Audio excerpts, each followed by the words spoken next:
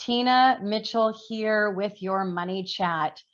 What's on Biden's mind is the question of the day. We will be finding out at 9 p.m. Eastern or 6 p.m. our time tonight when he does a speech in front of the Congress.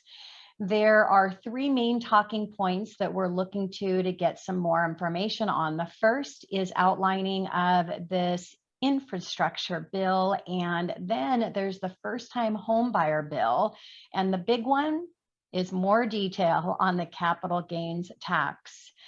Maybe some language talking about when this might go into effect.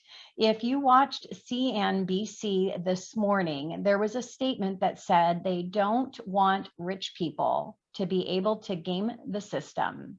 Now imagine you put all of your investments in planning to pay that 23.8 or 24% capital gains tax, and now all of a sudden they shift to 44%. This will provide some detail for people who earn over $1 million, but still retroactive taxes, always something that can be a little bit tricky.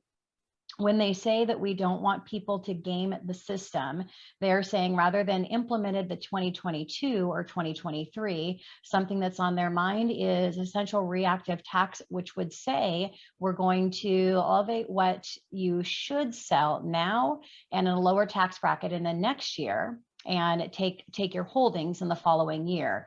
Your taxes would be higher, and I think that they're coding that a little bit. What they would like to do is something retroactive. I don't know if that's going to fly or not. The chances of it are very remote, but it's definitely something that's going to be on our mind. It does penalize those that maybe made a smart business decision. What if you sold stocks this year ahead of the announcement, and now all of a sudden you'll be taxed at 44% instead of 23 to 24%? Kind of scary.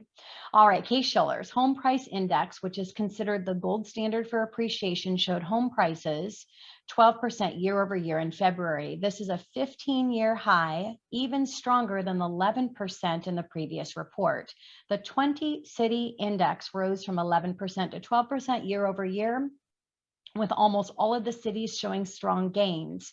Phoenix, San Diego, and once again, Seattle reported the highest annual gains amongst the 20 cities. Phoenix prices rose 17.4%, San Diego was 17%, and Seattle closely falling behind, or falling with the other two at 15.4%. We did get some data in from New York Fed addressing what people are doing with their stimulus checks. It turns out that the amount being used for consumption has been decreasing throughout the three various rounds of stimulus. In round one, it was about 30%. Looking at round three, that's down to about 25%. And we take a closer look, a deeper dive in this, 37% of the stimulus amount is going towards saving and investments. The big question, will it last when the stimulus is no longer available? Now, the pandemic unemployment assistance claims, which gives individual benefits who would not usually qualify, and the pandemic emergency claims, which extends benefits after regular benefits expire, increased by a combined 700,000.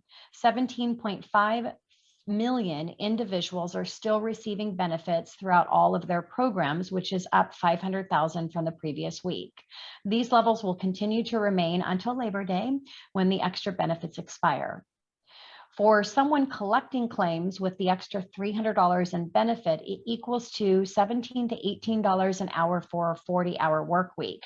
This is tough for companies in the leisure, hospitality, and retail industries to compete with. Fannie Mae and Freddie Mac create an opportunity for higher risk borrowers who missed the refinance boom. Earlier this month, the Urban Institute pointed out that the unprecedented low interest rates of the pandemic era have not benefited everyone. Their research showed that tightening credit access has meant that low-income homeowners and those with high loan-to-value ratios or low credit scores have largely been left out of the opportunity to refinance. So the Federal Housing Finance Agency, FHFA, has now announced a new refinance option to address this issue. They have implemented an initiative to encourage eligible low-income borrowers to refinance and lower both their interest rates and their monthly mortgage payments. It estimates that borrowers who take advantage of this opportunity could save between $100 and $250 a month. Now, to qualify for the loan, which will be available in the summer, you must have a Fannie Mae or Freddie Mac backed mortgage. Property must be owner occupied, 1 unit, single family, and have not missed a payment in the last 6 months or more than 1 payment in the last year. Also, your loan to value cannot be higher than 97%. With our appreciation, I'm sure that's not going to be a challenge. Your income must be at or below 80% of the median income for your local area, and your debt to income ratio cannot exceed 65% or your FICO score below 620. If you have a 65% debt to income ratio, you need to refinance. Under the new option, a lender must provide a minimum reduction in your mortgage payment of $50 and decrease the interest rate of at least 50 basis points. If you are not eligible for an appraisal waiver, basically meaning that an appraisal is not required, you will receive a maximum credit of $500 to cover some of the cost for the appraisal.